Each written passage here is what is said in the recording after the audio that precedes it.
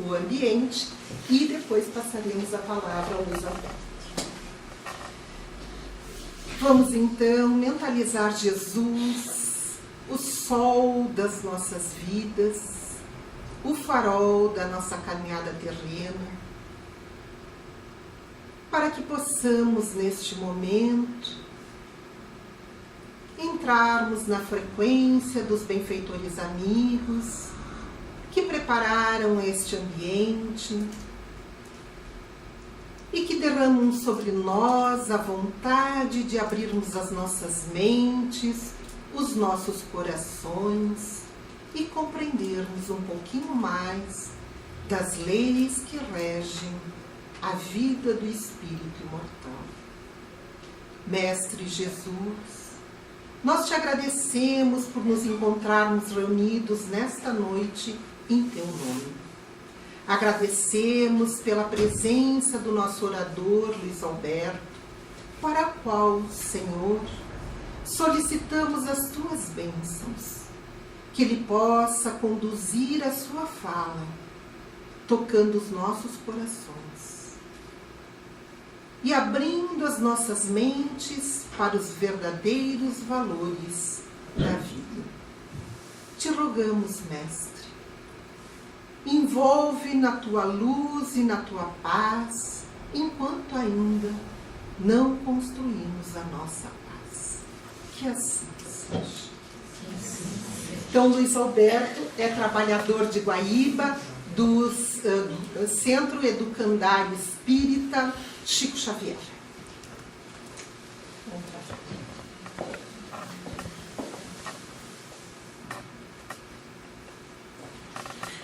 Queridos irmãos, queridas irmãs, boa noite.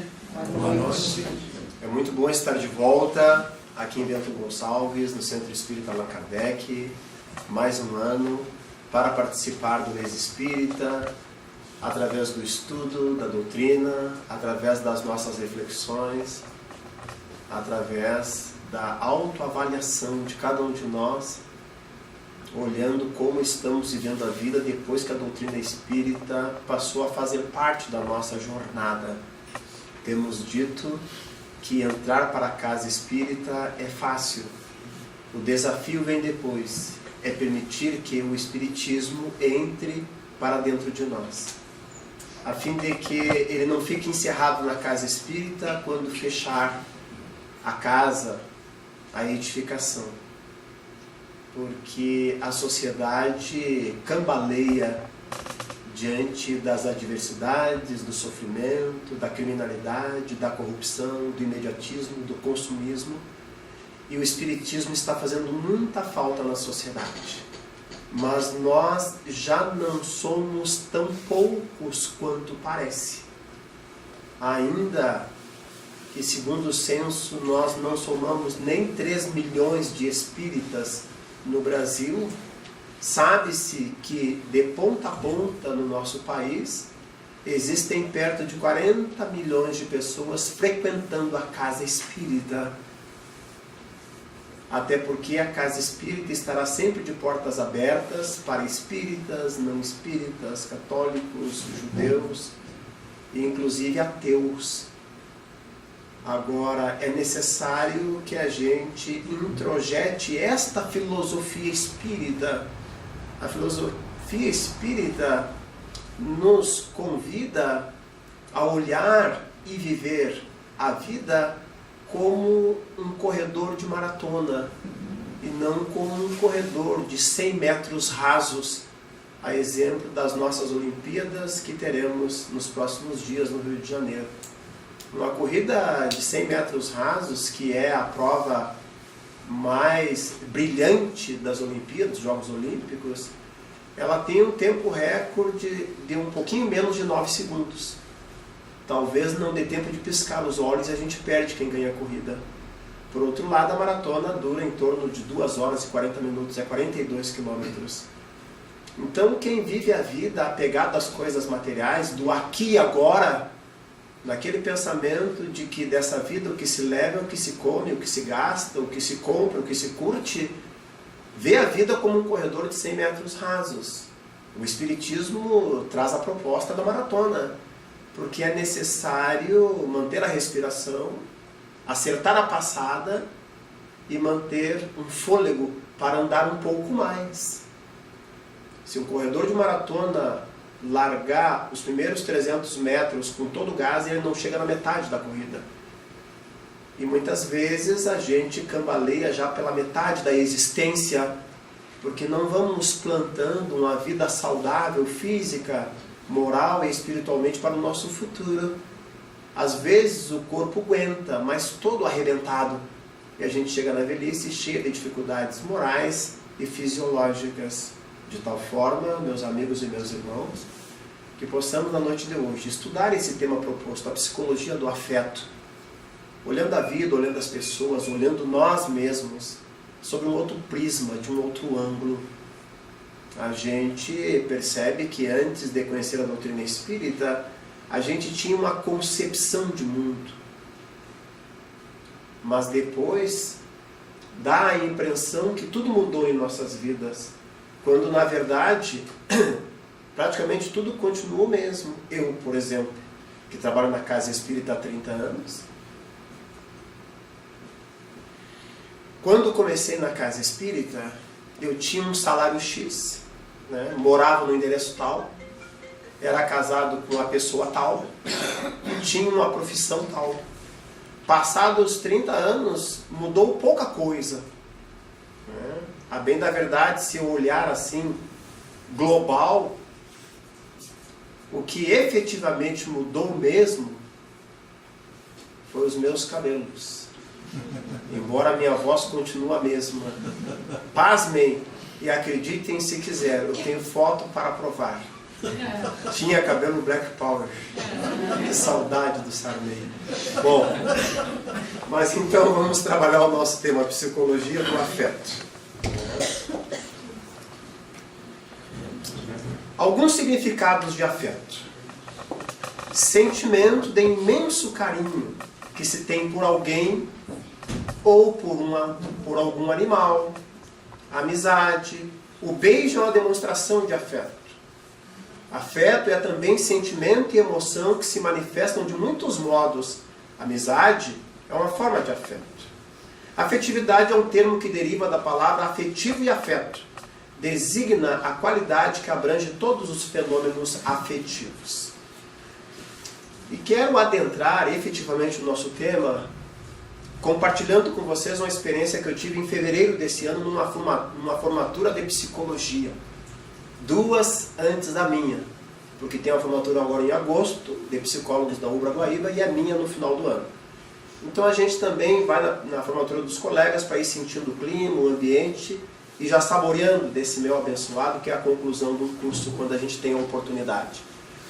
Então, nesta ocasião, lá em Guaíba, já perto da entrada dos formandos, já à meia luz do auditório, eu percebo que adentra ao auditório um casal, tendo à frente a esposa, em torno de 35 anos, e logo atrás o esposo, talvez 36, 37, com a mão sobre o ombro da esposa que ia na frente, e no outro braço segurando um bebê, alguma coisa tipo 30 dias de vida, talvez um pouquinho mais, um bebê recém-nascido, portanto. Então eles foram caminhando nos corredores bem limitados e acabaram sentando na minha frente no auditório. E quando eles sentaram, eu me dei conta quem era o casal, porque eu os conhecia. Ela, psicóloga, recém-formada há 1 ano atrás, a Jennifer. Ele se formou na turma, não, se forma agora em agosto, mês que vem. Também psicólogo, pai. E o bebê recém-nascido. Mas um detalhe em especial, ela cega. Então sentaram na minha frente, ela sentou, ele sentou e colocou o bebê no colo dela. E ela afastou a blusa e começou a dar de mamar para aquele bebê. E eu fiquei encantado com aquela cena. A bem da verdade, para mim, aquele ato roubou a cena do evento. Aquilo passou a ser, para mim, mais importante do que a entrada dos formandos. Porque eu fiquei pensando assim, nós estudamos em psicologia que um dos momentos mágicos e definidores da vida, da personalidade e do desenvolvimento da criatura humana é o ato de amamentar. E aquela relação de afeto que se estabelece entre a mãe e o bebê. Em especial no que se refere ao olhar da mãe, no olhar do bebê durante a amamentação. E eu fiquei viajando naquela cena pensando assim, mas ela está olhando nada e ninguém porque ela é cega. E aí no fundo da minha alma eu tive a percepção real do que é o afeto e do que é o significado desse olhar mãe-bebê. Não é um olhar físico. É um olhar que enxerga muito mais do que uma retina, de que um sistema óptico complexo, delicado. E aquela mãe, portanto, cega, amamentando aquele bebê, talvez estivesse enxergando e sendo enxergada na profundidade do seu ser, da sua alma, do seu psiquismo, da sua espiritualidade. Então aquilo plantou no meu coração essa percepção da psicologia relacionada ao afeto. É a partir daí que nós propusemos trabalhar esse tema na noite de hoje. Afeto. Os afetos têm a ver com aquilo que nos afeta. São algo de que somos dotados. São tendências para responder positiva ou negativamente a experiências, as experiências emocionais relacionadas com as pessoas ou objetos. Ter afeto é ser dotado da capacidade de dar e de receber, de amar e de ser amado, de perturbar e de ser perturbado. Por exemplo, os afetos exprimem-se através das emoções e têm uma ligação especial com o passado, com as experiências e vivências com as pessoas, objetos, ambientes e ideias. Olha que coisa interessante. Afeto não necessariamente está relacionado a coisas boas. Sim, porque muitas vezes as pessoas nos tiram do sério e a gente fica todo afetado, nervoso, irritado. Mas não é de grátis isso. É porque a gente já vem plantando essa irritabilidade ao longo do nosso desenvolvimento, da nossa vida, da nossa personalidade, do ambiente que vivemos, da forma através da qual fomos educados. Então, afeto é essa postura, é essa pulsão natural do ser humano que mexe com sentimentos e emoções de forma diferenciada num momento e no outro momento. Os afetos exprimem-se principalmente através de sentimentos e emoções.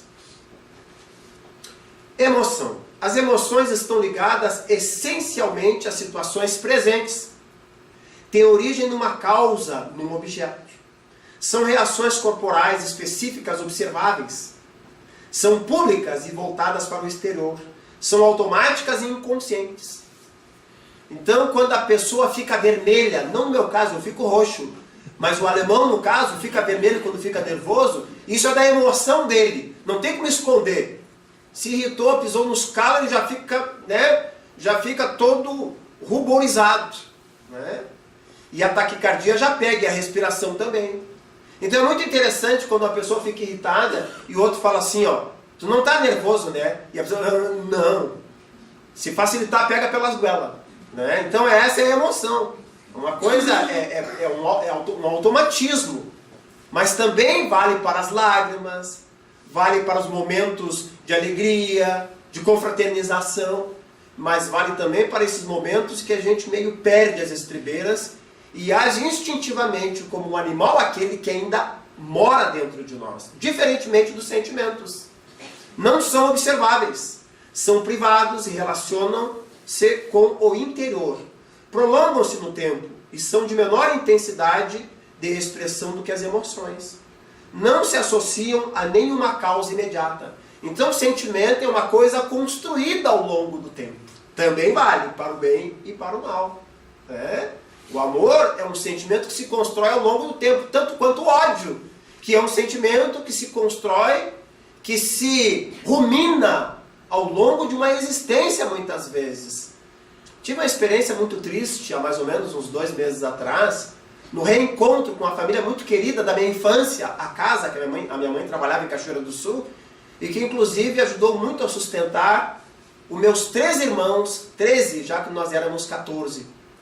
O tempo passou, a gente perdeu o contato com aquela família de gente muito rica lá em Cachoeira do Sul, e reencontramos agora parte da família em Guaíba. Então, de uma família constituída de 3 mulheres e um menino, caçula, foi ele que eu estabeleci conexão, contato por último, e mais o casal. A essas alturas já morreu o pai da família e uma menina das 3. E num desacerto maldoso de família, eles ficaram pobres, paupérrimos, porque um espertinho da família conseguiu arrematar a fazenda, gado e toda a espória lá, e eles ficaram no prejuízo. E começou algumas desavenças entre os próprios irmãos pela luta da sobrevivência diante de uma vida de conforto que eles tinham anteriormente à morte do pai. Numa dessas brigas, a mãe, hoje que mora com o filho em Guaíba, foi morar com uma das filhas. A filha engravidou. Nessa época a mãe estava em depressão.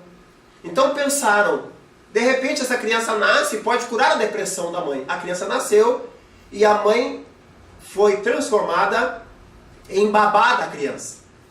Ao contrário de curar a depressão, aprofundou a depressão. Já que ela não tinha muita identidade com crianças, sempre teve babá, quando tinha suas filhas pequenas, e outras questúnculas da vida. Agravou, agravou, agravou. A irmã que estava de fora disse, não, vou levar a mãe para morar comigo. E ficaram naquele puxa e larga, cada um puxa a mãe para um lado. Até que lá pelas tantas, a que estava de fora levou a mãe. E a outra ficou de mal com a irmã. E nessa conversa, entre lágrimas, que o menino me contava, quando conversávamos em Guaíba, durante um café, ele disse, a doença da mãe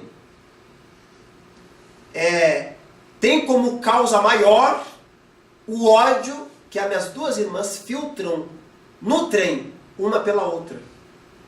Desde que o bebê nasceu, o fulaninho nasceu, elas não se dão, não se conversam. Detalhe, essa senhora, que era a benfeitora da minha mãe, está entrevada numa cama, tetraplégica, há mais ou menos uns 10 anos, e não tem absolutamente nada. Procura, faz tudo que é exame e não acha nada. E está entrevada, só mexe o pescoço. Fui visitá-la. E aí eu perguntei, como assim as gurias não conversam e não se dão? É ódio de morte, Beto, que era assim que eu era tratado por essa família. Desde que o fulaninho nasceu. Eu digo, então elas estão de mal exatamente na proporção da idade do fulano. Sim, e que idade tem o fulano? 28 anos. 28 anos. As irmãs estão de mal. Tem que ser combinado em agenda. Ambas moram em Porto Alegre e a mãe e o menino moram em Guaíba. Então, quando uma vai, ele organiza a agenda para elas não se encontrarem. Esse fim de semana a fulana vem, então tu não vem, elas não podem se encontrar. Há 28 anos. Isso é sentimento de ódio. Que é mal digerido, a exemplo da vaca que tem 2 estômagos. Então vai lá dentro e volta na boca, rumina, fica ruminando aquele sentimento, corrói a alma e chega na espiritualidade com câncer psíquico. E depois a gente entende porque as desavenças gratuitas que acontecem dentro e fora da família. Seguindo, no âmbito da psicologia, a afetividade é a capacidade individual de experimentar um conjunto de fenômenos afetivos, tendências, emoções, paixões, sentimentos. A afetividade consiste na força exercida por esses fenômenos no caráter de um indivíduo. A afetividade tem um papel crucial no processo de aprendizagem do ser humano, porque está presente em todas as áreas da vida, influenciando profundamente o crescimento cognitivo. Piaget, Vallon e Vygotsky, famosos autores e especialistas na área da educação, concederam à afetividade uma elevada relevância no processo pedagógico. A relação de afeto professor-aluno é fundamental para se estabelecer o processo ensino-aprendizagem com eficácia. É claro, entendemos, os professores estão pela hora da morte, ninguém aguenta mais a gurizada. Aliás, eu tenho uma intervenção num grupo de professores amanhã na escola que eu estou estagiando, com aproximadamente uns 70 professores, de todos os níveis, já que a escola que eu estou estagiando, ela vai do prezinho até os cursos técnicos. Então, eu vou apresentar um artigo que eu fiz para o estágio da faculdade, que é agressividade e limites na escola. E vou trabalhar esse tema com os professores. O problema é que muitas dessas crianças perderam a referência de família, de lar, de educação, de limites, de afeto. A agressividade vai por conta da necessidade do desenvolvimento. A agressividade é energia. A agressividade é teste para romper barreiras. Não chegaríamos onde chegamos se não fosse a nossa agressividade. O problema é o limite. Até onde isso pode ir? Como canalizar essa energia da agressividade? No que se refere a limites, é muito interessante perceber também o seguinte, que tem um certo limite que nós precisamos de liberdade. Então, quando uma criança corre pela casa, primeiro, e depois corre pela rua, ela está experimentando limites. Ela precisa disso para se desenvolver. Mas pode perceber que a mãe corre e a criança corre, a mãe corre e a criança corre. Então a criança para e olha, a mãe para, a criança para. A criança corre, a mãe corre, a criança corre. Qual é esse jogo? Esse jogo é a criança pensar assim, eu não posso me afastar dela. Então eu tenho que ir testando até onde eu posso ir com segurança. Se ela parar, eu paro, porque eu não tenho garantia de ir sozinho. Esse é o funcionamento psíquico da criança. E esse é o limite que ela precisa para se desenvolver. Então não é com camisa de força atado numa cadeira que a gente vai ensinar as crianças a se desenvolver. Então quando a criança não tem isso em casa, ela não aprende isso em casa, ela não desenvolve isso na família. Precisa de um espaço para poder fazer isso. Na relação também desenvolvimento psicoinfantil, a gente aprende uma coisa chamada continente. Continente é um porto seguro. Fora o continente tem o mar, o alto mar. Então, diante da tempestade do mar revolto, o grande objetivo e o desejo é chegar no continente, que lá é seguro. Ora, na relação familiar, a criança precisa de continente. E às vezes não encontra. Porque o pai leva a sua vida, a mãe leva a sua vida, no trabalho, nos processos do mundo, em busca dos sonhos. E quando é dito para um pai, para uma mãe, vem cá, você está reservando algum tempo para o seu filho? Aí diz assim, não, mas eu não tenho tempo para ele, porque tudo que eu faço é por ele. Eu dou a minha vida por ele, eu trabalho por ele. Eu fico até as 8 horas trabalhando para dar o melhor para ele, para não faltar nada para ele. Eu não sou exemplo para ninguém, muito antes pelo contrário. Mas tem uma experiência bem interessante da minha vida que eu acho que insere nesse momento para compartilhar. Eu sempre fui um sonhador em estudar. Desde que conheci aquela morena simpática, que quem não conhece vai conhecê-la depois, com honras. Mas aí a gente casou e logo vieram os filhos e a coisa complicou. Eu não consegui dar sequência aos meus estudos.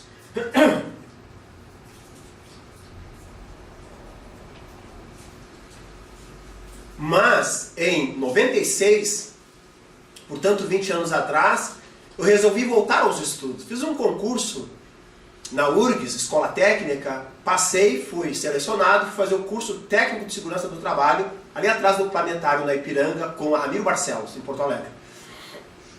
Terminei o curso e disse assim, agora que eu encaixo numa faculdade, porque eu já estava bem no embalo, né? Mas aconteceu um fenômeno interessante. Como durante 2 anos do curso eu emendava vida profissional de dia e à noite o curso, eu perdi um pouco o contato com meus filhos mais velhos, nossos filhos mais velhos, que na época tinham 14 anos, 13, 15 anos, no auge da adolescência. Quando eu me formei, eu voltei para casa com planos de logo ingressar na faculdade. O que eu percebi? Eu não conhecia mais os meus filhos. Porque dentro do meu radicalismo da educação, filho em esquina para mim era quase um crime. Eu não admitia de jeito nenhum filho em esquina. E os nossos filhos estavam ficando na esquina. Então, além de dar uma boa puxada neles, eu decidi, não posso continuar estudando. Por quê? Porque essa é a fase crítica da educação. Ainda mais que eles são mais velhos. De meia dúzia de neguinho que nós temos. Os mais velhos. Pensei cá com meus botões. Se errar com esses, fica bem complicado direcionar os outros. Se acertar com esses, nós temos parceiros, filhos, para ajudar na educação dos que vêm atrás na fila. Aí eu disse, o estudo vai ter que esperar. E aí ajudei eles a fazer a transição da adolescência, se tornaram homens, casaram, foram para o mundo. Eu voltei a estudar em 2010, quando todos estavam criados, graças a Deus. E agora que eu estou me formando, o último semestre, entra o nosso bebê com 17 anos para fazer a transição do primeiro semestre dele na faculdade e o último que eu estou saindo. Então muitas vezes a gente diz assim, não, mas tudo que eu faço é pelos filhos, tudo que eu faço é pela família. É verdade, ninguém duvida. O problema e o risco é que de repente a gente pega o canudo e olha para lá e não tem mais família, já era, já foi. Aí tem o canudo, tem o carro, tem o apartamento, tem a casa na praia, tem tudo, só não tem família. Não, eles estão lá, mas não é uma família. É umas pessoas que se conhecem, tem meu sobrenome, coisa e tal, se reúnem às vezes, mas a família já era. Então é necessário refletir nessas relações de afeto, na construção da personalidade, do caráter, do indivíduo, da dignidade, do projeto de vida, da visão de mundo, a fim de que eles possam também serem construtores de uma nova era, de um mundo melhor. Quem constrói o mundo e a sociedade somos nós. Mas o tijolinho e a massa é virado em casa, é preparado em casa. A olaria e a concreteira da sociedade é no lar, é na família, é na relação conjugal, é na relação pais e filhos.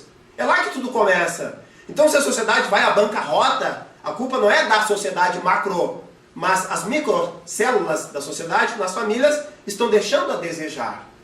Então nós temos que voltar o nosso olhar e os nossos investimentos para o seio da família, revendo essas relações de afeto, a fim de que a sociedade possa se beneficiar desses novos cidadãos que nós estaremos ajudando a formar. E isso, fechando o raciocínio, até porque não foi fechada a ideia, que quando essas crianças não encontram o continente seguro dentro do lar, o último continente delas é a escola. E quando passaram pela escola, aí vai para o mundo. Aí o mundo é cruel. O mundo é dureza real. Então, na escola, essas crianças de 12, de 8, de 4, de 16, de 17, de 18 anos na escola, eles estão visualizando a última chance de um salvamento diante desse mar agitado que a gente vive. Porque em casa não tem um continente. Então é necessário que os professores, apesar do salário atrasado, das dificuldades, dos problemas, da falta de educação, da direção da escola pressionando, etc. e tal, que se consiga olhar essa criaturinha chamada aluno que está na nossa frente com olhos de bondade, de paternidade, de fraternidade, de solidariedade, de afetividade, para que eles possam aprender num ambiente seguro. A agressividade, é verdade, tem que ser dosada, mas ela faz parte, eu repito, do desenvolvimento. E o limite deles não é a cadeira, não é mais a educação bancária, criticada por Rubem Alves, outro, Paulo Freire. A educação bancária, uma cabecinha, tudo alinhadinho, isso é quartel, isso não é escola. Isso é coisa do passado, a educação bancária. Então é roda, é círculo de debate, de discussão. Esses meninos nos dão aula. Ah, mas eles vão na internet, pegam de tudo. Sim, mas a gente tem que filtrar. Muita coisa do que eles pegam é mais do que a gente sabe. E temos que compartilhar esses conhecimentos. Então, o limite do aluno na escola não é a sua cadeira. O limite é toda a escola. E a faixa de segurança. E a calçada da escola no lado de lá da calçada. Esse é o limite do aluno na escola. O limite do aluno na escola é muito maior que o limite dentro do lar. Então, é necessário também desenvolver a psicologia do afeto nas profissões, em especial aquelas que lidam com pessoas. Mais especial ainda aquelas que lidam com pessoas que ainda não estão prontas para a vida, estão em franco estado de desenvolvimento. No caso, a escola. Mas avançando nas nossas reflexões, a psicologia nos passa ensinos maravilhosos. Ao longo desses 7 anos da minha graduação, nós temos aprendido coisas básicas e fundamentais para se tornar um psicoterapeuta eficiente. Tudo começa com aquela célebre frase adotada por Sócrates 4 séculos antes de Jesus, quando foi se consultar no oráculo, templo de Apolo, na cidade de Delfos. E lá Sócrates viu no frontispício do templo: homem, conhece-te a ti mesmo. E ele fez da sua vida, da sua filosofia, da sua sabedoria, um norte através desse autoconhecimento. Nós, espíritas, somos privilegiados, porque resgatamos esse ensinamento com Santo Agostinho, no Livro dos Espíritos, falando: um sábio da antiguidade já vos disse, homem, conhece-te a ti mesmo. Então, a base, o início, o pontapé inicial da formação de um psicólogo é o autoconhecimento. Porque vai trabalhar com o comportamento humano. E para isso tem que conhecer o ser humano. Mas primeiro conhecer-se a si mesmo. Porque nós muitas vezes reclamamos do fulano, do beltrano e do ciclano. Porque a gente se surpreende a toda hora. Ainda hoje eu vi na secretaria da escola, enquanto eu digitava um trabalho lá na escola, eu vi uma menina de 17 anos chorando no telefone, saiu da sala de aula chorando, foi para os corredores, hoje é segunda-feira, são fenômenos da segunda-feira. Então a professora trouxe ela para a secretaria, lá para a sala dos professores, e ela fez uma ligação chorando, falando com a possivelmente sogra. Pela conversa, possivelmente era sogra. Não, mas ele me aprontou, ficou contando a festa e coisa e tal, não sei o quê. Não, eu não vou para sua casa. Não, eu não vou para minha casa. Não, mas eu não quero ir, porque eu apostei tudo nele, eu entreguei a minha vida para ele. Eu digo, olha o perigo. Olha o perigo. Não devemos entregar a nossa vida para ninguém. Nós, adultos, devemos desenvolver os nossos filhos para que eles assumam a sua própria vida ao longo do desenvolvimento. Cada dia um pouquinho, cada dia um pouquinho. 12 anos já pode ir e voltar mais tarde. 14 anos pode ficar depois da meia-noite. Com 16 anos já pode vir de manhã. Tudo vigiado, acompanhado. Mas ensine, eduque e deixe ir. Senão daqui a pouquinho está com 30 anos e está pegando na festa, largando na festa, coitadinho do meu filhinho, mãozinha na cabeça, bifezinho pronto. E aí? Não pode nem morrer. Um pai desse, uma mãe dessa, não pode nem morrer. Mas a criatura vai viver.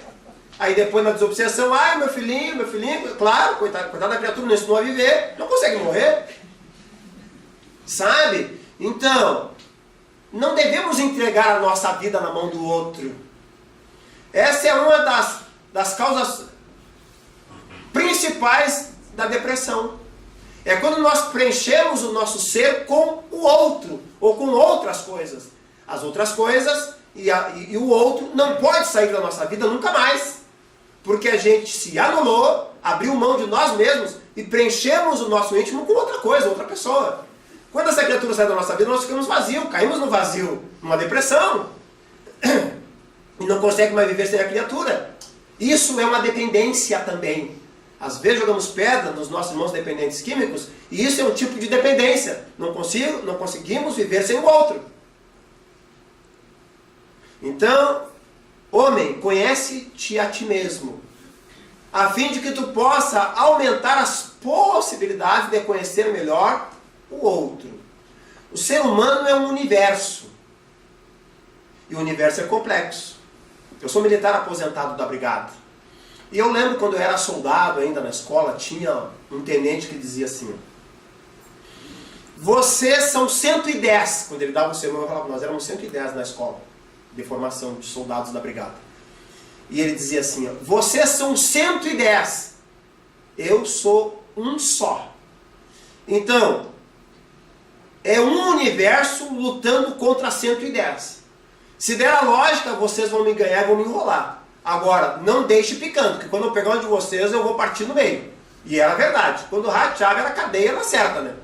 Porque é muitos universos, eu não dou conta disso tudo.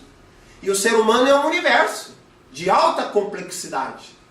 Então é necessário viajar nesse universo para entender o comportamento humano. O homem é um ser biopsicossocial e espiritual. Então tem uma parte que é física, tem uma parte que é psicológica, tem uma parte que é social e tem uma parte fundamental que nós conhecemos que é espiritual. Agora, uma das partes que mais está pegando hoje na questão da saúde integral do ser humano é o aspecto social. Porque as pessoas estão com grande dificuldade de se entenderem, de se aceitarem, de se respeitarem os seus espaços, as suas diferenças, as suas habilidades, as suas capacidades, as suas oportunidades. Então parece que a gente não consegue muito bem separar isso. Se o outro consegue um benefício, louros ou uma conquista, a gente não consegue comemorar. Ah, pois é, então, eu também, né, estou esperando o meu.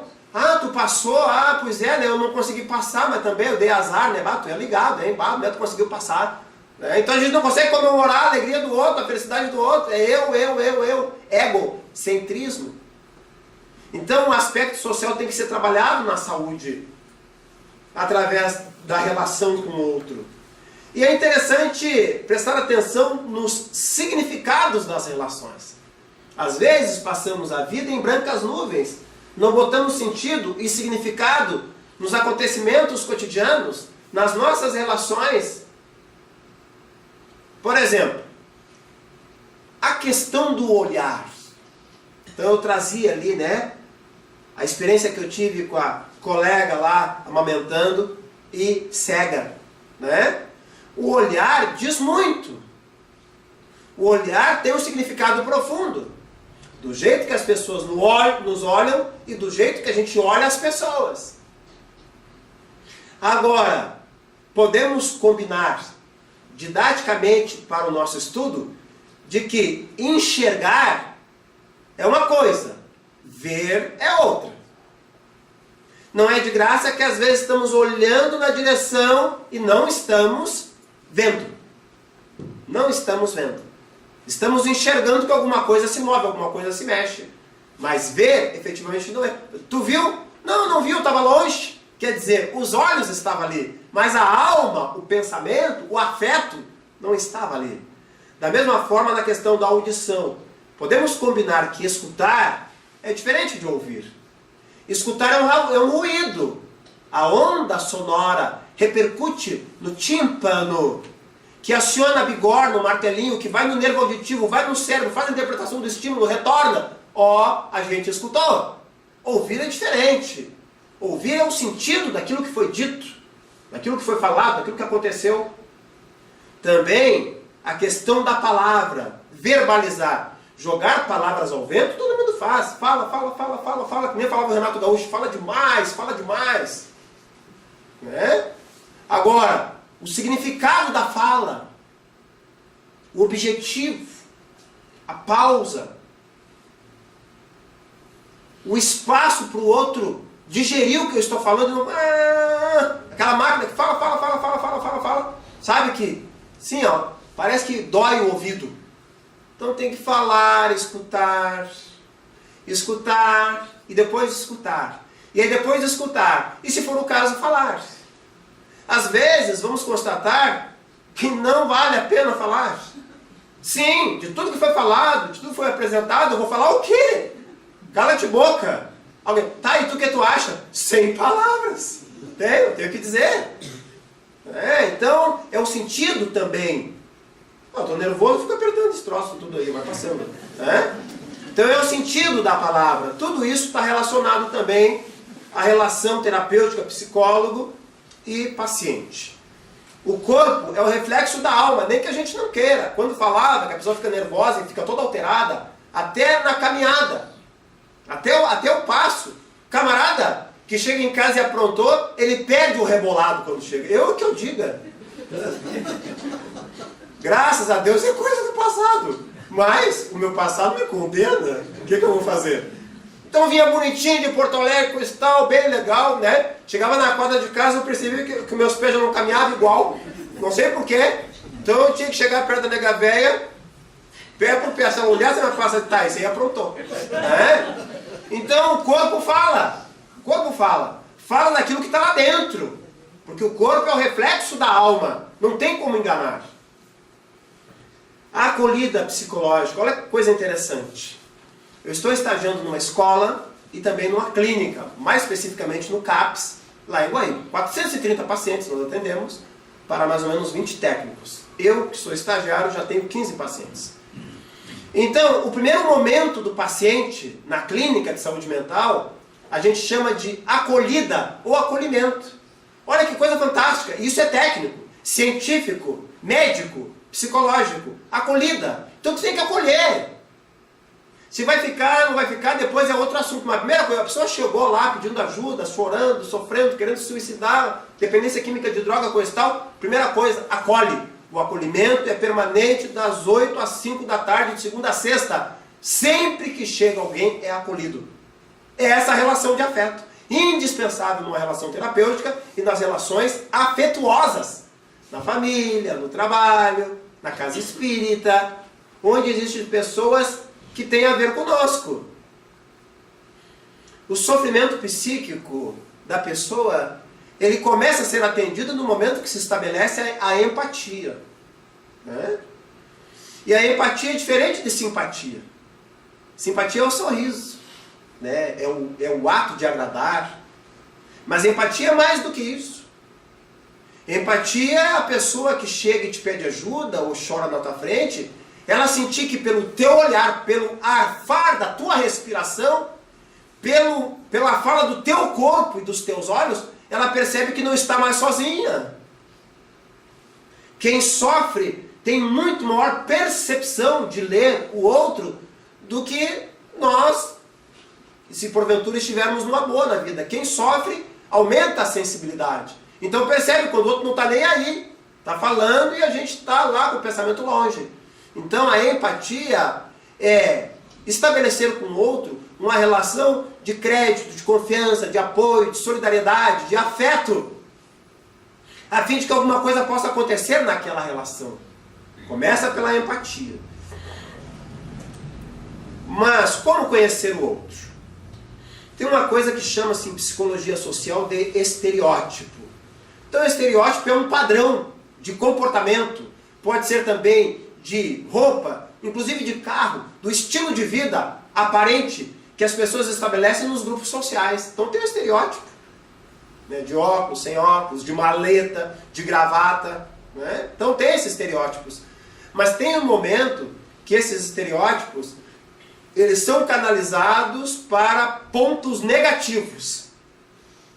E quando isso acontece, o estereótipo já ganha a marca do preconceito. E aí começa a embolar tudo. Quando a gente começa a julgar as pessoas pelas aparências. Nem sempre o que parece é. Agora, é necessário uma aproximação com o outro para que a gente consiga cativar o outro. Mas é impossível cativar se não conquistar uma aproximação ainda que gradual. A exemplo do Pequeno Príncipe, que tentava se aproximar da raposa e ela dizia: agora espere aí, não se aproxime mais. Amanhã você avança mais uns passos. No outro dia, o Pequeno Príncipe avançava um pouco mais e a raposa dizia: tá bom aí, não vem até aqui. Lá pela terceira, quarta, quinta vez, ele perguntou: por quê? Primeiro você precisa me cativar. E assim é o outro. Arisco, sofrido, cestroso, medroso. Porque apanhou da vida. Apanhou da dor, do sofrimento, do abandono, da violência. Então tem medo. Natural, defesa. Então primeiro tu aproxima, tu acolhe, tu estabelece empatia, tu cativa, depois tu ajuda. Agora, se tu tem preconceito, entra no consultório, tu olha a roupa da criatura, o cara de camisa verde, gravata laranja, sapato bico fino, branco, metade vermelho. Aí não dá, né? Não dá para ser psicólogo. Não dá para ser psicólogo, a gente aprende isso na faculdade. Se tu olhar a criatura e tu pensar qualquer coisa preconceituosa com ela, tu tem o dever ético e moral de atendê-la e depois dizer assim, ó, eu posso te indicar alguém, mas acho que eu não posso te ajudar. Se tu estabeleceu o primeiro contato preconceito com a pessoa, passa adiante. Não dá pra ti. Porque tu vai ter que acolher. Tu vai ter que estabelecer esse afeto. Tu vai ter que chegar perto, senão tu não vai conseguir ajudar. De longe não se consegue ajudar. Perguntaram para a Madre Teresa de Calcutá: Madre, qual é a medida do amor? E ela disse: o amor sem medidas. Tá, mas assim, dê intensidade. Até em que intensidade a gente deve amar? E ela disse assim: até doer. Perguntaram ainda para ela: tá, Madre, mas só que assim, ó, você trata os leprosos da Índia sem luva, sem EPI, sem máscara, sem óculos. Você não tem medo de se contaminar? Ela diz assim, ó, se não se contaminar não é amor. Estou contaminada. E morreu contaminada pela lepra. Então, essa aproximação é o que estabelece essa relação de afeto fundamental para que algo aconteça a nível de desenvolvimento, de crescimento, de cura, de libertação, de felicidade, de saúde mental e emocional. Dentro também da psicologia social tem uns fenômenos interessantes. Tipo, erro fundamental de atribuição. Ao lado dele, a tendenciosidade autosservidora. Funciona assim, ó.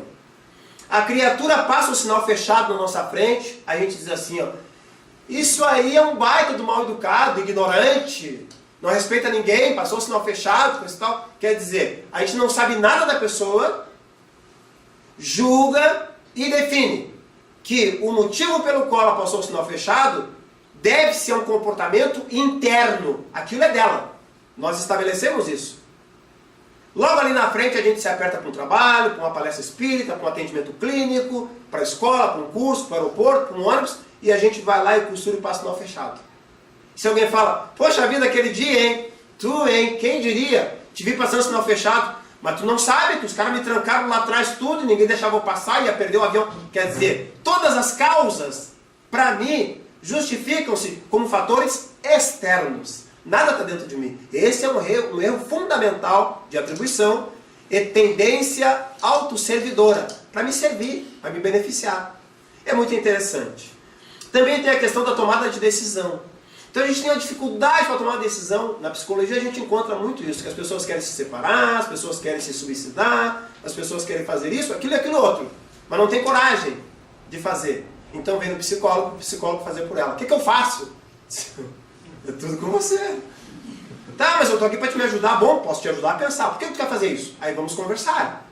Mas muitas vezes a gente quer tomar uma decisão e sabe que tem um risco de dar errado. Então, para não ficar muito pesado para a gente tenta compartilhar com os outros. Porque se der uma porqueira, a gente diz assim, ó, mas também falando sobre mim que eu tinha que me separar. Aliás, falando em se separar, olha a dica que eu vou dar. Em certa medida, ainda vale aquela história que confusão de marido e mulher, ninguém mete a colher. É violência doméstica? Pode apitar, pode denunciar. Eu estou falando de outra coisa. Daquele casamento que vem meio atravessado e coisa e tal, e o fulaninho, principalmente a fulaninha, vai dizer, ai, não aguento mais aquele estrupiço, não sei o que eu faço, o que tu acha? Aí vai lá a criatura e diz, te separa. Aquele mala sem alça, aquele carcará sanguinolento, não te merece, larga fora. Mas às vezes tem as criancinhas, né? Então ela vai lá e se separa, pega a trouxinha, as malinhas, coisa e tal, e deixa. A criatura passa um dia, 2 dias, 72 horas, quando a coisa aperta, bate na porta lá do psicólogo lá. Psicólogo não é esse psicólogo, psicólogo esse de plantão, cada esquina tem um, né? Aí diz assim, ó, tu me ajuda aí com o rancho, deixa eu pousar aí essa noite, coisa e tal, porque eu não tenho onde morar. Mas o que houve? Não, me separei. Pois é, não, mas tu que disse que era pra me separar? Claro, então se tu der a opinião, já reserva um cantinho. Se tu vai dar ideia, coisa e tal, já reserva um quartinho, uma panelinha, uma caminha, uma comidinha e uma ajuda financeirinha. Lá, ou então não te mete. Né? Então a gente tem uma dificuldade com a tomada de decisão e vai ali falar com um, fala com o outro, coisa e tal, e vai. Bom, tem um momento que tem que tomar a decisão. Bom, decidimos. Só que tem detalhe, depois que a gente decide, os outros vêm botar pilha. Por exemplo, comprar um carro. Não, 1.0 é um atraso na estrada, não desenvolve. Ah não, mas olha só, tu tá louco, não, 1.0, depois o PVE é caro, mas não vale a pena, e aí fica botando pilha com esse tal. No final a gente compra, porque a gente pode comprar. Decide, não tem jeito, sofreu, mas decidiu. Depois que comprou, decidiu comprar o carro, vem cá pra te ver. Vai lá mostrar o carro para os amigos. Mas tu te meteu numa furada. Mas tu tá louco, 1.0, cara, mas não sei o quê. Bom, aí então vem uma coisa chamada redução da dissonância. Então aquilo está dissonante entre o que eu já decidi e entre aquilo que a sociedade vai falar e criticar. Bom, então eu vou dizer assim, ó. Bom, pelo menos esse é econômico. Ah, não, mas esse me leva onde eu quero. Não preciso também dar pau na estrada para quem andar mais de 100 por hora e coisa e tal. Então a gente vai reduzindo e ajeitando porque não tem outra saída, a gente já decidiu. Né? Mas também é interessante, nesse aspecto da relação de afeto, psicologia do afeto, a gente não julgar e não comparar. Não julga porque tu não sabe. A gente não sabe. A gente sabe um pouco de nós. Não sabe tudo de nós. A gente sabe um pouco de nós. Do outro a gente não sabe nada. Então não julga. Agora, não compara. É tão feio, tão desagradável, tão antiético comparar. Nós somos únicos. Os nossos filhos são únicos.